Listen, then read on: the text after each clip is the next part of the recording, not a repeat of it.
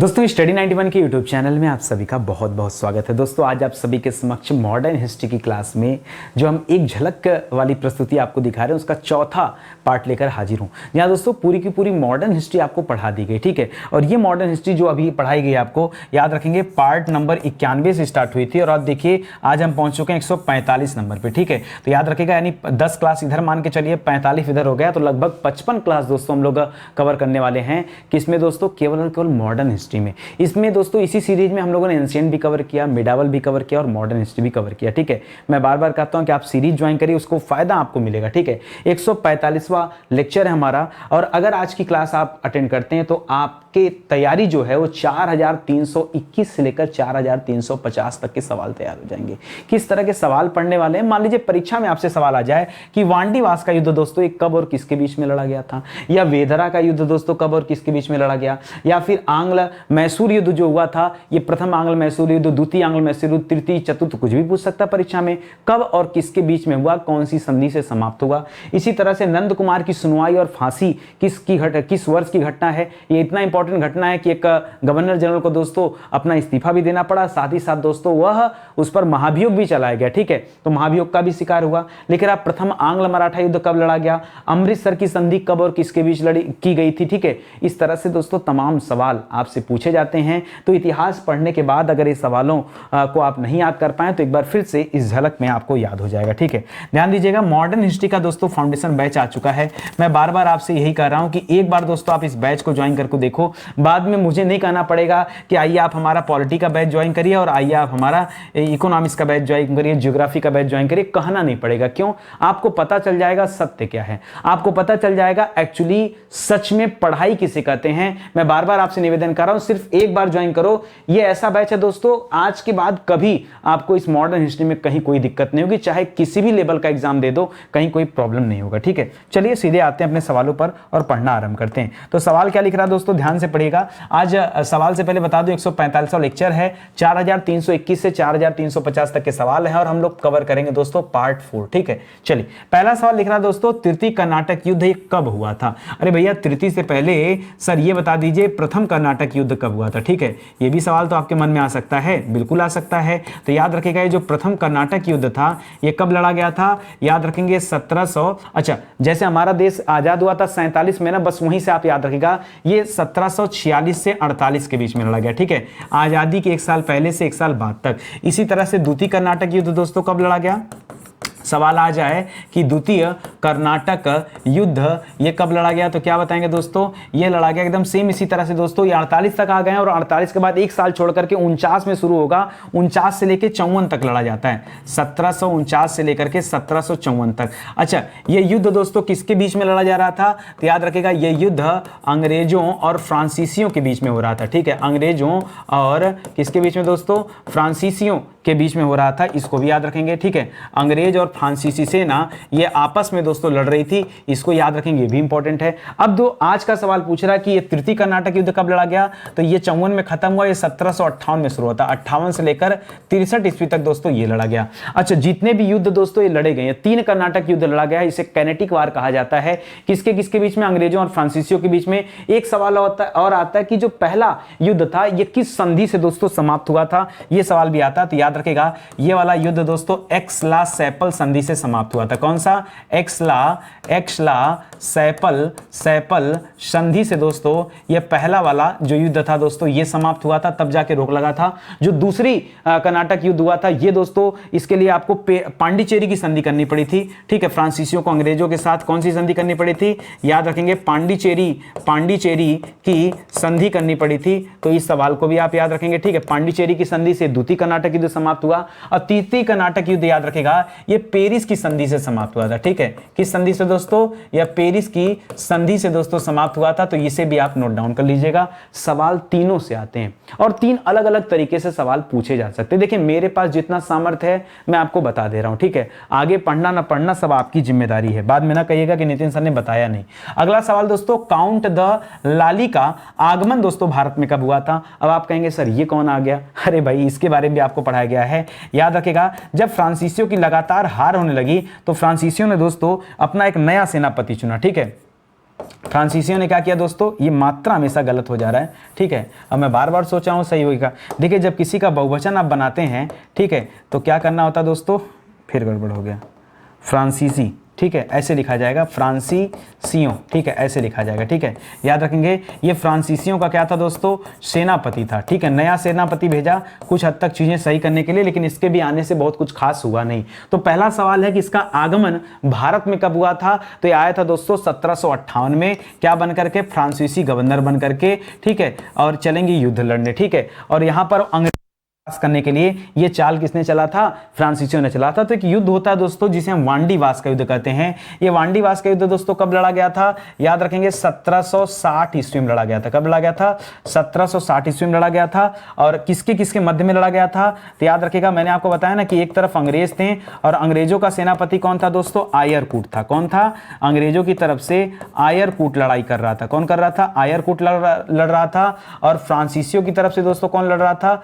अब की मात्रा सही लिखना है, ठीक है, हाँ अब सही हो गया, ठीक है। फ्रांसीसियों की तरफ से लाली लड़ रहा था, ये लाली नया बन के आया था ना, तो याद रखेगा लाली। तो याद रखेगा आयरकूट और लाली के बीच में दोस्तों यहाँ युद्ध होता है, जिसमें फ्रांसीसियों की बुरी तरह से पराजय होती है और अंग्रेज जीत जाते हैं। और इस वांडीवास के युद्ध के बाद अब फ्रांसीसियों का भारत से पतन हो जाता है, पूरी तरह से फ्रांसीसी सेना क्या हो जाएगी, समाप्त हो जाएगी, अब इनका कुछ रह नहीं जाएगा, ठीक है। तो ये तीनों के तीनों सवाल जो भी मैंने बताया ये बहुत इंपॉर्टेंट सवाल। आगे देखिए, लिख रहा वेदरा का युद्ध। वेदरा का युद्ध वाला सवाल मुझे पहले ही लगा देना चाहिए था, क्योंकि वेदरा का युद्ध दोस्तों ठीक एक साल पहले लड़ा गया था। वो 1760 में हुआ था, ये 1759 में हुआ था। जी हाँ दोस्तों, 1759 में वेदरा का युद्ध लड़ा गया था। किसके मध्य लड़ा गया था दोस्तों, तो यह युद्ध अंग्रेजों और डचों के मध्य लड़ा गया था। किसके मध्य, अंग्रेज वर्सेज डच, ठीक है, अंग्रेजों और डचों के बीच की लड़ाई थी दोस्तों, जिसका नाम है, क्या नाम है, वेदरा का युद्ध है, ठीक है। ये लड़ा गया था नवंबर में, ठीक है। इसको भी याद रखिएगा दोस्तों, शानदार सवाल है। और इससे दोस्तों डचों का खात्मा हो गया भारत में। अगला सवाल लिख रहा है, किस वर्ष पानीपत का तृतीय युद्ध लड़ा गया। आप जानते हैं दोस्तों पानीपत का तृतीय युद्ध 1761 ईस्वी में लड़ा गया था। और किससे लड़ा गया था, तो याद रखेगा नादिर शाह का उत्तराधिकारी था अहमद शाह अब्दाली। कौन था दोस्तों, अहमद शाह अब्दाली था। तो अहमद शाह अब्दाली लड़ रहा था दोस्तों यहाँ पर। और दूसरी तरफ कौन थे दोस्तों, याद रखेगा सदाशिवराव भाऊ, ठीक है, सदाशिवराव भाऊ, ठीक है, शिवराव भाऊ, याद रखेगा ये मराठों का नेतृत्व कर रहे थे, ठीक है, इसको याद रखेगा। बाकी दोस्तों ये आपको ध्यान रखना, ठीक है। अच्छा, इस लड़ाई में दोस्तों ध्यान दीजिएगा, ये किसके साथ लड़ रहे थे दोस्तों, तो याद रखेगा मुगल सेना और मराठा सेना, ये दोनों दोस्तों एक साथ थी। और इधर पर कौन था दोस्तों, इधर आपका अहमद शाह अब्दाली था। लेकिन अहमद शाह अब्दाली जीत जाता और इन लोगों की संयुक्त हार हो जाती है। ये था दोस्तों पानीपत का तीसरा युद्ध, ठीक है। इसके पहले पानीपत का प्रथम युद्ध बाबर ने लड़ा था इब्राहिम लोदी के साथ 1556 में। और अकबर ने लड़ा था विक्रमादित्य हेमू के साथ, 1526 में बाबर ने लड़ा था और 1556 में अकबर ने लड़ा था विक्रमादित्य हेमू के साथ। ईयर एकदम ध्यान से याद करेगा, समझ बुझ कर लिखेगा। अगला सवाल है, बक्सर का युद्ध दोस्तों कब हुआ था, तो बक्सर का युद्ध हुआ था दोस्तों सन 1764 ईस्वी में। कब हुआ था, सन 1764 ईस्वी में हुआ था। किसके मध्य हुआ था दोस्तों, तो देखिए एक तरफ अंग्रेज थे और अंग्रेजी सेना का अंग्रेज सेनापति कौन था दोस्तों, याद रखेगा हेक्टर मुनरो था। कौन था दोस्तों, हेक्टर मुनरो था, याद रखेंगे। अच्छा, दूसरी तरफ दोस्तों कौन था, दूसरी तरफ तीन संयुक्त सेना थी। एक था दोस्तों मीर कासिम जो बंगाल का नवाब था, नवाब के पद से उसे हटा दिया गया था, इसीलिए वो आया था लड़ने के लिए। दूसरा था दोस्तों सुजाउद्दौला कौन था भैया, सुजाउद्दौला अवध का नवाब था, अवध का नवाब, ठीक है। और तीसरा कौन था, शाह आलम द्वितीय। कौन थे, शाह आलम द्वितीय, ठीक है, शाह आलम द्वितीय। ये दोस्तों मुगल बादशाह थे। क्या थे दोस्तों, ये मुगल बादशाह थे। ये भी दोस्तों यहाँ पर लड़ाई करने के लिए आए गए थे, ठीक है, आ चुके थे। तो इनको भी याद रखेगा, ठीक है, यहाँ लिख दे रहा हूँ, ठीक है, याद रखेंगे। इस तरह से दोस्तों हेक्टर मुनरो की जीत होती है और इन तीनों की हार होती है। और इसी के बाद दोस्तों इलाहाबाद की संधि करनी पड़ जाती है। अच्छा, इसको याद रखेंगे, बहुत अच्छा सवाल है। 1764 में हुआ था ये लड़ाई बक्सर में, ठीक है, बक्सर बिहार के पास में है, ध्यान रखेंगे, ठीक है। इतनी बात आ गई समझ में। चलिए अगला सवाल देखिए। अगला सवाल लिख रहा है कि इलाहाबाद की संधि कब और किसके मध्य हुई थी। जब वहां पर बक्सर की लड़ाई हो जाती है तो इलाहाबाद की दो संधियां होती हैं। कितनी संधियां होती हैं दोस्तों, दो संधियां। याद रखेगा, इलाहाबाद की प्रथम संधि है और इलाहाबाद की द्वितीय संधि है, ठीक है। समय कब कब है दोस्तों, तो याद रखेगा 12 अगस्त 1765 को, 64 में लड़ाई हुई है और 1765 को संधि की जा रही है। दूसरी संधि दोस्तों 16 अगस्त, 4 दिन बाद 16 अगस्त 1765 को किया गया है। पहली वाली संधि याद रखेगा, बड़े कौन थे, मुगल बादशाह थे बड़े, तो याद रखेगा शाह आलम द्वितीय के साथ संधि हुई है। दूसरी संधि किसके साथ हुई दोस्तों? शुजाउद्दौला के साथ हुई है, जो अवध का नवाब था। ठीक है, शुजाउद्दौला के साथ संधि हुई है, जो अवध का नवाब था। ठीक है, और किसने किया है संधि? तो अंग्रेजों की तरफ से पुनः किसे भेजा गया था? रॉबर्ट क्लाइव को संधि करने के लिए भेजा गया था। किसे? रॉबर्ट क्लाइव को संधि करने के लिए भेजा गया था। इसे भी याद रखेंगे। रॉबर्ट क्लाइव दोस्तों बंगाल का गवर्नर भी रहा है, तो याद रखेंगे शुरुआत में 1757 से लेकर के 1760 तक गवर्नर रहा, ये पहला पॉइंट याद रखेगा। दोबारा दोस्तों फिर से 1765 से लेकर 67 तक गवर्नर रहा था। ठीक है, याद रखेंगे 2 बार दोस्तों क्या रहा है? याद रखें बंगाल का ये गवर्नर रहा है, जिसका नाम है रॉबर्ट क्लाइव। क्या नाम है? Robert Clive. ठीक है, एक एक सवाल जो इंपॉर्टेंट है उस पर मैं आपको आराम से दोस्तों पढ़ा रहा हूं कि एक एक फैक्ट आप नोट कर लो। ठीक है, और अगर आपको ये क्लास अच्छी लग रही है तो आप विश्वास करो, जो हमारी पेड प्रोग्राम होगा, सिंपल सी बात है, जो इंसान YouTube पे इतनी अच्छी क्लास दे सकता है दोस्तों, वो इंसान अपने पेड प्रोग्राम में भी बेहतर ही देगा, ये आप मान के चलिए, है कि नहीं? तो मैं इसीलिए बार बार कर रहा हूं कि एक बार ज्वाइन करिए, सिर्फ एक बार एक विषय ज्वाइन करके देखिए, बाकी अपने आप आपको समझ में आ जाएगा। अंग्रेजों को बिहार, बंगाल और उड़ीसा की दीवानी दोस्तों कब मिली? तो दोस्तों जो इलाहाबाद की संधि होती है, इसी के बाद दोस्तों याद रखेगा, जो इलाहाबाद की संधि है, जो इलाहाबाद की संधि हुई, इसी संधि के बाद दोस्तों इनको ये क्या मिल गया? दीवानी मिल गया, और अस्थाई रूप से दीवानी मिल गया। कब मिल गया? अस्थाई रूप से दीवानी मिल गया, क्योंकि ये संधि कब हुई थी दोस्तों? 1765 में। तो इनको दीवानी कब हासिल हुई? सिंपल सी बात है, 1765 में। गलती से 64 मत कर दीजिएगा। ठीक है, अगला सवाल सुनिए, करा रॉबर्ट क्लाइव को किस वर्ष बंगाल का गवर्नर नियुक्त किया गया? तो बताया आपको मैंने कि प्रथम बार दोस्तों इसको कब गवर्नर बनाया गया था? जब ये प्लासी के युद्ध जीता था, तो सन 1757 से लेकर 1760 तक गवर्नर था। और दूसरी बार दोस्तों कब हुआ? तो याद रखेंगे दोस्तों, द्वितीय बार इसको कब गवर्नर चुना गया? तो जब ये 1765 में भेजा गया था, तो 65 से लेकर के 67 तक दोस्तों क्या था? पुनः इसे गवर्नर बना के रखा गया। कहां का? बंगाल का गवर्नर। ठीक है, इसको भी याद रखेंगे। अगला सवाल सुनिए, करा अंग्रेजों ने किस वर्ष कर्नाटक में उत्तरी सरकार पर अधिकार कर लिया? दोस्तों ये किस वर्ष दोस्तों अधिकार किया था? आपको सिर्फ वर्ष पूछ रहा है, तो याद रखेगा 1766 में। 65 में बंगाल, बिहार, उड़ीसा की दीवानी मिली है, और 1766 में याद रखेगा कर्नाटक के उत्तरी सरकार पर अंग्रेजों ने क्या कर लिया? अधिकार कर लिया। आपको शायद ज्ञात हो ना ज्ञात हो, लेकिन मैं आपको याद दिलाना चाहूंगा दोस्तों, इसी कारणवश याद रखेगा ये प्रथम आंग्ल मैसूर युद्ध भी शुरू हो जाता है। ठीक है, आंग्ल मैसूर युद्ध भी शुरू हो जाता है। ठीक है, आंग्ल मैसूर युद्ध। हालांकि युद्ध का जो प्रमुख कारण बताया गया, वो बताया गया कि हैदर अली ने अर्काट पर हमला कर दिया था। ठीक है, हैदर अली ने क्या कर दिया था दोस्तों? अर्काट पर हमला किया था, अर्काट पर हमला किया था, अर्काट पर आक्रमण किया था, जिस वजह को माना गया इसका कारण। लेकिन दोस्तों उसके ठीक पहले अंग्रेज भी दोस्तों कर्नाटक के उत्तरी सरकार पर अधिकार कर रहे थे, इसीलिए हैदर अली ने भी अधिकार किया, और बदले में हो गया आंग्ल मैसूर युद्ध। तो याद रखेगा 1766 की घटना है, तो सन 1767 में दोस्तों ये आंग्ल मैसूर युद्ध स्टार्ट हो जाएगा, और हैदर अली के नेतृत्व में दोस्तों लड़ा गया है। कब तक दोस्तों? 1769 तक। ठीक है, समझ में आ गया सारी बातें? चलिए आगे बढ़ते हैं। अब अगला सवाल भी दे दिया कि ये युद्ध कब हुआ था दोस्तों, तो याद रखेंगे सन 1767 से लेकर 1769 ईस्वी तक दोस्तों ये कौन सा युद्ध हुआ है? ये प्रथम आंग्ल मैसूर युद्ध हुआ। ठीक है, इस प्रथम आंग्ल मैसूर युद्ध में याद रखेगा मैसूर की तरफ से दोस्तों कौन लड़ाई लड़ रहा था? तो याद रखेगा हैदर अली लड़ रहे थे। कौन लड़ रहे थे? हैदर अली। आप जानते हैं हैदर अली कौन थे? याद रखेगा टीपू सुल्तान के पिता थे। ठीक है, टीपू सुल्तान के पिता थे हैदर अली। ठीक है, जिन्होंने लड़ाई लड़ी थी, याद रखेगा, जिसे हम प्रथम आंग्ल मैसूर युद्ध के नाम से जानते हैं। ठीक है, और किस संधि से दोस्तों ये समाप्त होता है? तो याद रखेगा मद्रास की संधि की गई। ठीक है, अंग्रेजों ने क्या किया यहाँ पर? याद रखेंगे मद्रास की संधि की गई, उस संधि की वजह से दोस्तों ये लड़ाई समाप्त हुआ। कब? याद रखेगा 1769 ईस्वी में ये लड़ाई जाकर के समाप्त हुई। ठीक है, और जो द्वितीय आंग्ल मैसूर युद्ध होगा, उसी युद्ध में दोस्तों इनकी हत्या हो जाएगी हैदर अली की, इसको भी याद रखिएगा। आगे पढ़िए, सवाल लिख रहा है क्लाइव के स्थान पर वेरेलस्ट को बंगाल का गवर्नर ये कब बनाया गया? तो क्लाइव कब था दोस्तों? याद रखेगा 56-67 तक था। तो याद रखेगा ये अब कब आ जाएगा? जब 67 में क्लाइव हटेगा, तो 67 में कौन आ गया दोस्तों? वेरेलस्ट आ जाएगा। ठीक है, मैं एक बार फिर से बताना चाहूंगा, शुरुआत से याद रखिएगा। सबसे पहले हमने पढ़ा क्लाइव के बारे में। ठीक है, और हमने पढ़ा क्लाइव गवर्नर था कब दोस्तों? जब 1757 में प्लासी के युद्ध हुआ। तो 1757 से लेकर 60 तक दोस्तों कौन था? याद रखेगा ये था। ठीक है, और उसके बाद दोस्तों याद रखेगा अगले बार गवर्नर कौन आता है? तो वेंसीस्टार्ट आता है। कौन आता है? वेंसीस्टार्ट आता है। ये गवर्नर बनकर के 1760 से लेकर 1765 तक दोस्तों ये गवर्नर था। ठीक है, इसी के समय में बक्सर का युद्ध हुआ है। तीसरे नंबर पे दोस्तों फिर से कौन आ जाता है, फिर से दोस्तों यहाँ पर क्लाइव आ जाता है। क्लाइव आएगा तो 1765 से लेकर के 67 तक दोस्तों ये गवर्नर रहता है। ठीक है, चौथे नंबर पे कौन आ जाएगा, अब वेंसीस्टार्ट के बाद वेरेलस्ट आएगा। कौन आएगा दोस्तों, नहीं कुछ समय के लिए जेड हालवेल आता है। ठीक है, अच्छा हम लोग जेड हालवेल वही व्यक्ति है जब काल कोठरी वाली घटना हुई थी तो उसका प्रत्यक्षदर्शी माना जाता है। ये जेड हालवेल का पूरा नाम था दोस्तों, याद रखेगा, जेफानियाह हालवेल। क्या नाम था, जेफानियाह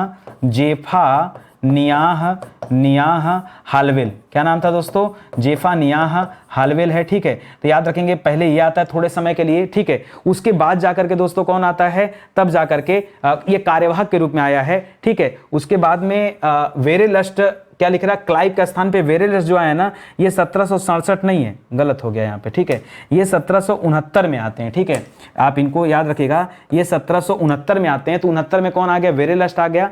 नहीं, वेरेलस्ट की बात कर रहा है ना। ठीक है, ये कार्यवाहक रहता है और ये 1767 ही है। ठीक है, 1767 ही है। मैं बता रहा हूँ यहाँ पर एक व्यक्ति और आता है, ये कार्यवाहक, इसको लिखिएगा कार्यवाहक। ठीक है, कार्यवाहक, मैं यहाँ पूरा सीरीज ही आपको बता दे रहा हूँ ये।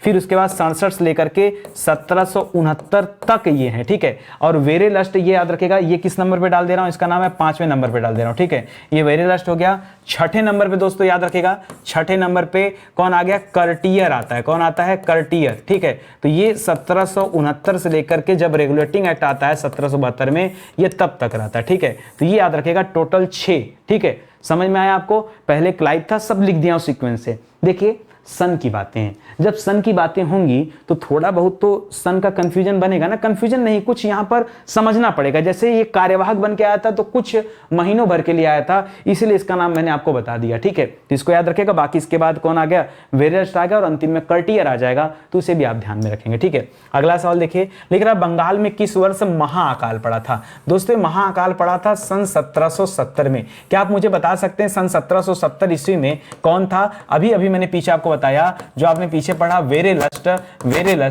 ये वेरेलस्ट था। आप देख सकते हैं, देखिए वेरेलस्ट यहाँ मिलेगा आपको 1767 लेके 69 तक, सॉरी कर्टियर आ जाएगा। ठीक है, तो याद रखेंगे वेरेलस्ट का जो समय है 1767 से लेकर के 69 के बीच में, यहीं पर हमको थोड़ा कंफ्यूजन होता है। और याद रखेंगे 1769 से लेकर के 72 तक कौन है दोस्तों, याद रखेंगे कर्टियर है। ठीक है, तो अगर सवाल कभी पूछे कि बताइए बंगाल में महाअकाल ये किस गवर्नर के काल में पड़ा था, एक क्वेश्चन मैं अपने मन से बना रहा हूं, तो अगर पूछे दोस्तों किस गवर्नर के काल में, किस गवर्नर के काल में, तो याद रखेगा तब क्या बताएंगे दोस्तों, तब बताएगा कर्टियर के काल में दोस्तों यह घटना घटी थी। ठीक है, इसको भी याद रखेंगे। ठीक है, इसी तरह से तो जोड़ तोड़ के याद रखना है, सीखना है, समझना है। आगे पढ़िए, वारेन हेस्टिंग। अब देखिए जब आ जाता क्या पर, जब रेगुलेटिंग एक्ट आता है दोस्तों, क्या आता है, रेगुलेटिंग एक्ट आता है। ठीक है, रेगुलेटिंग एक्ट। ठीक है, तो रेगुलेटिंग एक्ट दोस्तों याद रखेगा। ठीक है, उस रेगुलेटिंग एक्ट के तहत दोस्तों क्या होता है यहाँ पर, जब 1773 में दोस्तों क्या करें, देखिए अब यहाँ पर भी मैं बता दूं, बहुत सारे बच्चे कंफ्यूज होते हैं।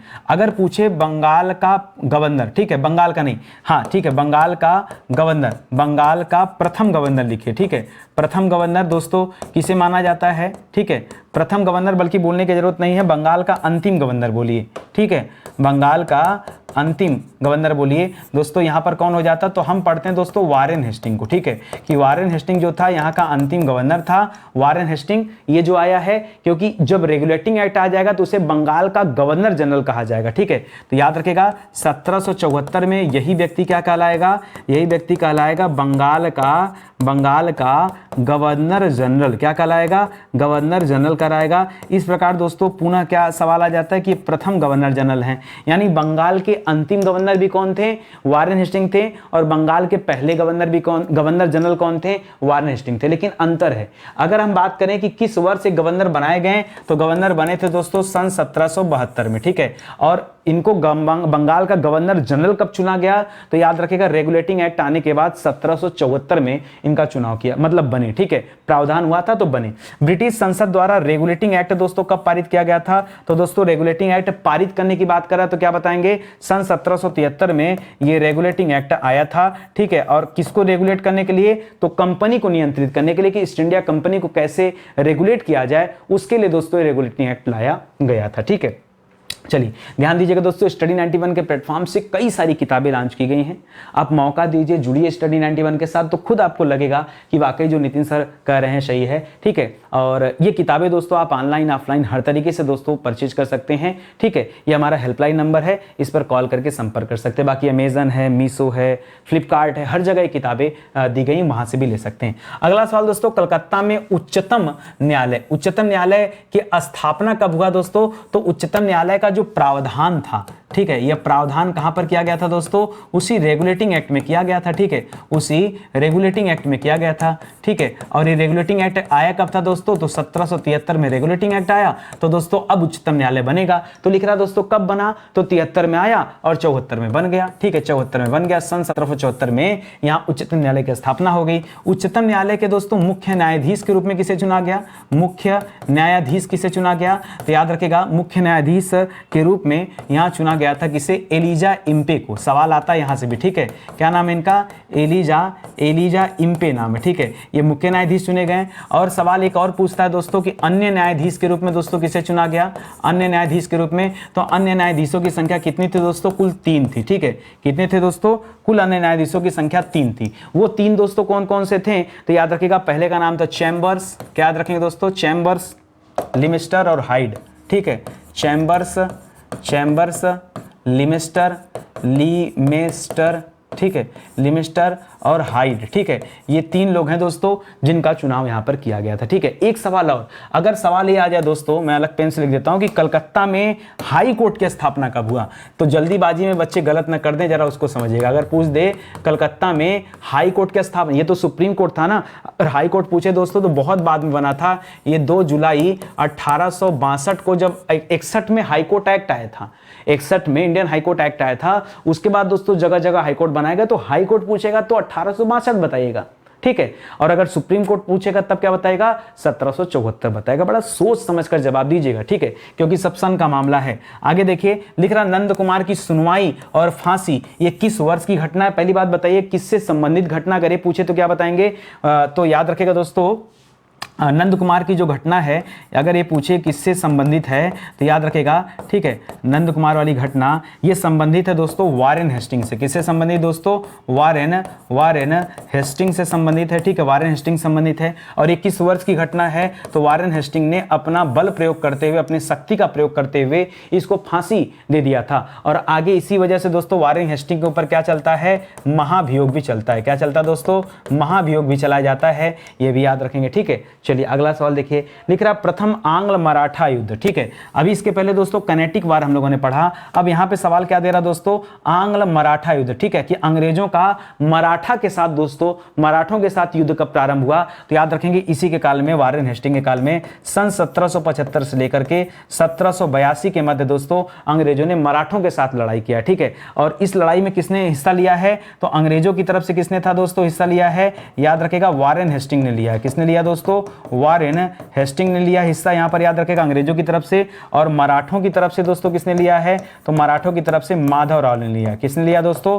माधव राव ने लिया। ठीक है, जैसे हमने पढ़ा ना कनेटिक वार, तो याद रखेगा पहला और दूसरा कनेटिक वार जो था वो दोस्तों किसने लड़ा है? ठीक है, कनेटिक वार नहीं, कनेटिक वार तो अंग्रेज और फ्रांसीसी सेना के बीच में रहा था, वो आंग्ल मैसूर युद्ध। ठीक है, तो पहला और दूसरा आंग्ल मैसूर युद्ध हैदर अली लड़ा है, और तीसरा और चौथा किसने लड़ा है? वो टीपू सुल्तान ने लड़ा है। ठीक है, उसी तरह से यहां भी याद रखेगा, ये मराठों की तरफ से कौन लड़ रहे थे? माधव राव द्वितीय लड़ रहे थे। याद रखेंगे कौन से युद्ध में? प्रथम आंग्ल मराठा युद्ध में। और ये लड़ाई होती है 1775 से लेकर 82 के बीच में। ठीक है, और किस संधि से दोस्तों समाप्त होता है? तो लिखिएगा सालबाई की संधि। कौन सी संधि होती है? सालबाई की संधि।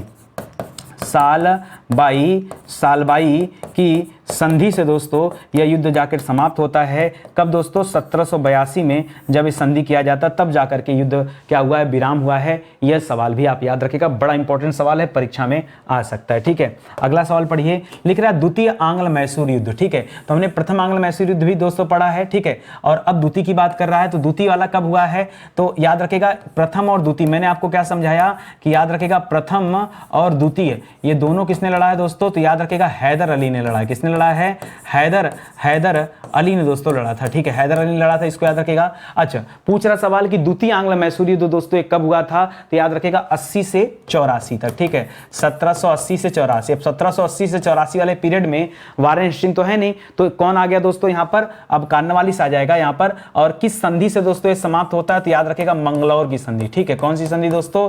याद रखेंगे मंगलौर की संधि से ये युद्ध क्या होता है? समाप्त होता है। समाप्त क्या? हैदर अली की दोस्तों मृत्यु भी हो जाती है यहाँ पर, ठीक है, हैदर अली की मृत्यु भी हो जाती है। अगला सवाल लिख रहा है पिट्स इंडिया एक्ट दोस्तों कब आया है, तो याद रखेगा ये 1784 में आया पिट्स इंडिया एक्ट, ठीक है। इसके पहले दोस्तों आपने पढ़ा था डुंडाज बिल आया था, क्या आया था? डुंडाज बिल। सवाल आता है परीक्षा में कि डुंडाज बिल दोस्तों कब आया था, तो 1783 किसमें आया था? 83 में, लेकिन दोस्तों ये फेल हो गया था, ठीक है, 1783 में। इसके बाद दोस्तों फाक्स का भारतीय विधेयक भी आया, ये भी फेल हो गया, फाक्स का भारतीय विधेयक, ठीक है, भारतीय विधेयक आया, यह भी दोस्तों क्या हो गया था? यह भी दोस्तों 1783 घटना है, और दोनों दोस्तों क्या हो गए थे? फेल हो गए थे, पास नहीं हुए थे। 1784 वाला दोस्तों पास हुआ था। और याद रखेगा उस समय प्रधानमंत्री कौन थे, उन्हीं का नाम पर है दोस्तों, तो प्रधानमंत्री थे विलियम पिट। कौन थे दोस्तों?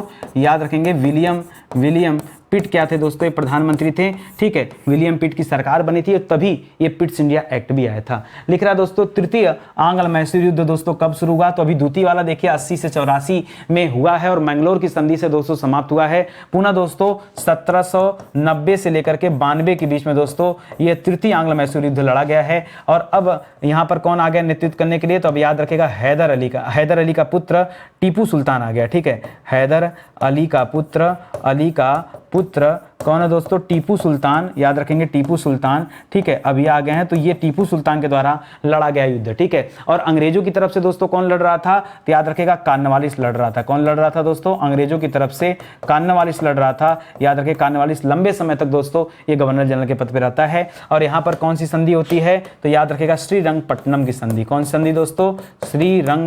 श्रीरंगपट्टनम राजधानी रहती है इनकी, ठीक है, मद्रास की उस समय टीपू सुल्तान की। तो याद रखिएगा श्रीरंगपट्टनम की संधि से यह युद्ध समाप्त होता है। और अब आगे चल के 1799 में चतुर्थ आंग्ल मैसूर युद्ध होगा, वहां टीपू सुल्तान की हत्या कर दी जाती है, उसकी मृत्यु हो जाएगा, और तब ये चैप्टर क्या हो जाएगा? क्लोज हो जाएगा, ठीक है, आंग्ल मैसूर युद्ध वाला।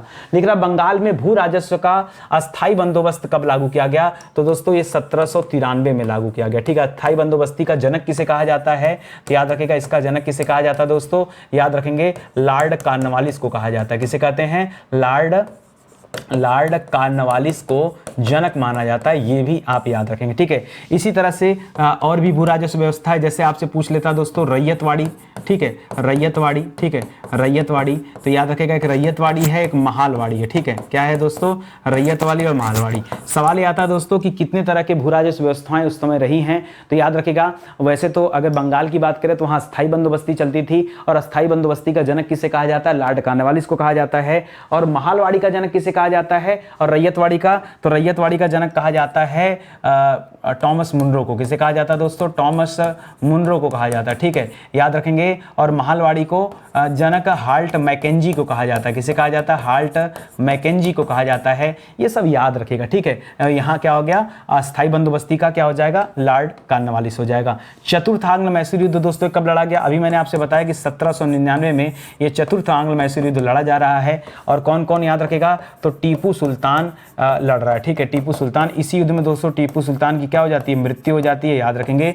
और दूसरी तरफ दोस्तों कौन है? तो दूसरी तरफ है लॉर्ड वेलेजली। कौन है दोस्तों? लॉर्ड वेलेजली लड़ रहा है, लॉर्ड वेलेजली, ठीक है, इसको याद रखेंगे दोस्तों, लॉर्ड वेलेजली को, ठीक है। इसी के समय में यह चतुर्थ आंग्ल मैसूर युद्ध हुआ है। अगला सवाल दे रहा दोस्तों द्वितीय आंग्ल मराठा युद्ध दोस्तों कब हुआ है? कौन सा? यहाँ द्वितीय आंग्ल मराठा युद्ध की बात कर रहा है। तो आंग्ल यानी अंग्रेज और मराठों के बीच में जो युद्ध हुआ था, इसके पहले सालबाई की संधि हुई थी। अब दोस्तों ये वाला युद्ध हुआ है 1803 से लेकर 1805 के बीच में, ठीक है। तो 1803 से लेकर 5 तक दोस्तों ये युद्ध लड़ा गया है। कौन सा? आंग्ल मराठा युद्ध। और याद रखेगा अब जो संधि होगी ना, तो 3 अलग अलग संधियां यहाँ पर होती हैं, और वो सवाल आता है। लेकिन उससे पहले मैं बात करूं दोस्तों कि इसमें हिस्सा किसने लिया, तो देखिए प्रथम वाले में किसने लिया था? माधवराव द्वितीय ने लिया था। प्रथम वाला किसके बीच कौन लड़ा था? माधवराव द्वितीय ने लड़ा था। और ये वाला दोस्तों कौन लड़ रहा है? तो याद रखेगा यहाँ पर बालाजी सॉरी बाजीराव का नाम आता है, ठीक है। किसका नाम आता है? बालाजी बाजीराव, बार बार मेरे दिमाग में, ठीक है।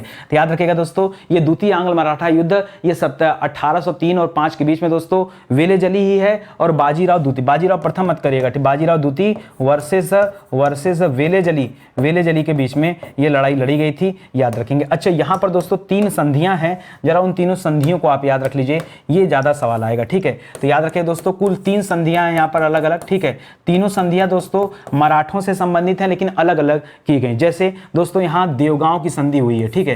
क्या? देवगांव की संधि, ठीक है। देवगांव की संधि किससे हुई दोस्तों? तो याद रखिएगा भोसले से हुई। किससे दोस्तों?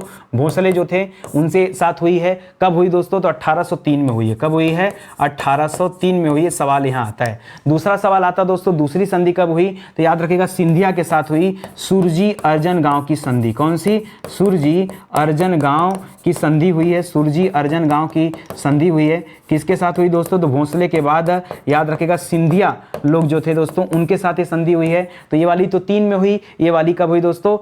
ये भी 3 में हुई थी, ठीक है। और एक संधि दोस्तों आखिरी जब लड़ाई होगा ये 1805 में, तो यहाँ पर एक आखिरी संधि होती है, वो होलकरों के साथ होती है। इस संधि का नाम है राजपुर घाट की संधि। क्या है दोस्तों? राजपुर घाट की संधि, ठीक है। किसके साथ हुई दोस्तों? तो 1805 में होलकर के साथ हुई। किसके साथ हुई है? होलकर के साथ, ठीक है। ये तीनों आपको याद रखना है। इसके पहले जो प्रथम आंग्ल मराठा युद्ध पड़े थे वहां पर सालबाई की संधि हुई थी। कौन सी संधि हुई थी? सालबाई की संधि। इतना समझ में आ गया, ठीक है। तो द्वितीय आंग्ल मराठा युद्ध 1803 से 5 के बीच में लड़ा गया है। 3 संधियां हुई हैं। पहली संधि देवगांव की संधि जो भोसले के साथ हुई है, सुरजी अर्जन गांव की संधि सिंधिया के साथ हुई है, राजपुर घाट की संधि होलकरों के साथ हुई है। याद रखेगा बाजीराव द्वितीय और वेलेजली आपस में लड़ रहे थे इस युद्ध के दौरान। वेल्लोर विद्रोह दोस्तों कब हुआ था? तो याद रखेगा वेल्लोर विद्रोह हुआ था 1806 में, ठीक है। और याद रखेगा ये पहला धार्मिक विद्रोह माना जाता है। इसे पहला धार्मिक विद्रोह माना जाता है। इसे पहला सैनिक विद्रोह भी माना जाता है। क्या माना जाता है? क्योंकि अंग्रेजों की सेना में ही यह विद्रोह हुआ था, तो पहला धार्मिक विद्रोह, पहला सैनिक विद्रोह, इसे कहा जाता है वेल्लोर। और वेल्लोर जो जगह दोस्तों ये पश्चिम बंगाल मत समझिएगा। वेल्लोर कहाँ है दोस्तों? ये मद्रास में वेल्लोर है। कहाँ पर है? ये मद्रास में वेल्लोर है। वहां पर दोस्तों ये विद्रोह चल रहा था, इसको भी याद रखेंगे, ठीक है। और उस समय दोस्तों किसके समय में चल रहा था? तो याद रखेंगे 1806 में ये चला था, ठीक है। आगे बढ़िए दोस्तों, लिख रहा है कि अमृतसर की संधि कब और किसके मध्य हुई है दोस्तों? तो अमृतसर की जो संधि हुई दोस्तों ये 1809 ईस्वी में हुई। कब हुई दोस्तों? 1809 ईस्वी में हुई है, ठीक है। उस समय दोस्तों कौन थे? तो याद रखेगा महाराजा रणजीत सिंह थे। कौन थे दोस्तों? महाराजा रणजीत सिंह के साथ ये संधि हुई है, ठीक है। और महाराजा रणजीत सिंह याद रखेगा सुकर चकिया मिसल से संबंधित हैं, ठीक है। सवाल आता है कि ये किस मिसल से संबंधित हैं? तो सुकर चकिया मिसल से दोस्तों ये संबंधित हैं, ये सवाल याद रखेगा। और इस संधि में दोस्तों कौन कौन थे? तो यहाँ पर अंग्रेज थे और ये थे, ठीक है। अंग्रेज थे एक तरफ से और दूसरे तरफ कौन था दोस्तों? याद रखेगा महाराजा रणजीत सिंह थे। अगला सवाल दे रहा कि नेपाल के साथ युद्ध की शुरुआत दोस्तों एक कब हुई है? तो अंग्रेजों ने किसी को भी नहीं छोड़ा है। अंग्रेजों ने नेपाल के साथ भी युद्ध लड़ा। कब दोस्तों? तो 14 से 16 तक, 1814 से 1816 तक दोस्तों ये नेपाल के साथ युद्ध लड़ा है,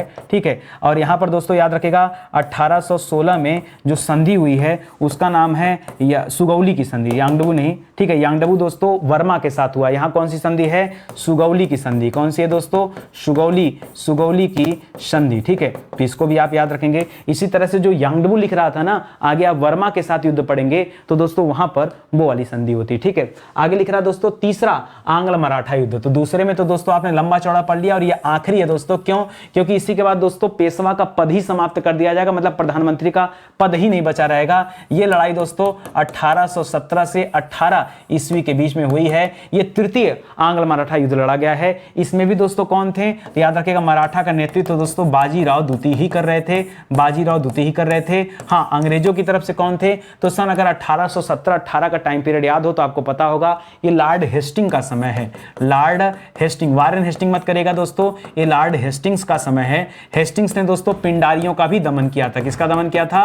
पिंडारी का दमन। ठीक है, ये भी आता है। पिंडारियों के ऊपर दोस्तों एक अच्छी सी मूवी है, फिल्म है, आपने देखा भी होगा, वीर नाम है। ठीक है, सलमान खान की मूवी शानदार सी, वो पिक्चर देख लीजिए, आपको समझ में आ जाएगा। ठीक है, आगे देखिए, लिख रहा किस वर्ष पेशवा का पद दोस्तों समाप्त कर दिया गया। पेशवा दोस्तों क्या होता था? एक तरह से प्रधानमंत्री होता था। ठीक है, याद रखेगा, मराठा सेना का प्रधानमंत्री होता था और वो पद ही दोस्तों समाप्त कर दिया। कब? ये जब